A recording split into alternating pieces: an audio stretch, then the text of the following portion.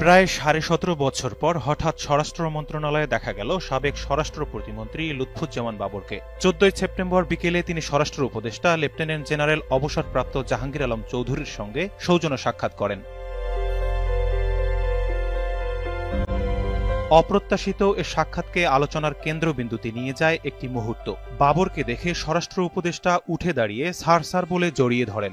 এরপর থেকেই ঘটনাটি জন্ম দিয়েছে নানা আলোচনা সমালোচনার। কেউ বলছেন একজন স্বরাষ্ট্র উপদেষ্টার এভাবে স্যার বলে জড়িয়ে ধরা উচিত হয়নি, আবার কেউ কেউ বিষয়টির প্রশংসাও করেছেন। অনেকেই বলছেন স্বরাষ্ট্র উপদেষ্টা এখানে বিনয়ের পরিচয় দিয়েছেন। উপরে উঠে গেলে অতীত যে ভুলে যেতে হয় না, পুনরায় তার নজির স্থাপন করলেন স্বরাষ্ট্র উপদেষ্টা। এই সৌজন্য সাক্ষাৎকারে আমরা বিভিন্ন ধরনের কথাবার্তা আমাকে পারিবারিক লেভেল, অন্যান্য লেভেল এগুলি আমরা আলোচনা করি। জনমনে প্রশ্ন জেগেছে, স্বরাষ্ট্র উপদেষ্টা কেনই বা তাকে ছাড় বলে সম্বোধন করল? লুৎফুজ্জামান বাবর যখন স্বরাষ্ট্র প্রতিমন্ত্রীর দায়িত্বে ছিলেন, সেই সময় অর্থাৎ 2003 থেকে 2006 সাল পর্যন্ত বাংলাদেশ রাইফেলস তথা বর্তমান বিজিবির মহাপরিচালক ছিলেন স্বরাষ্ট্র উপদেষ্টা জাহাঙ্গীর আলম।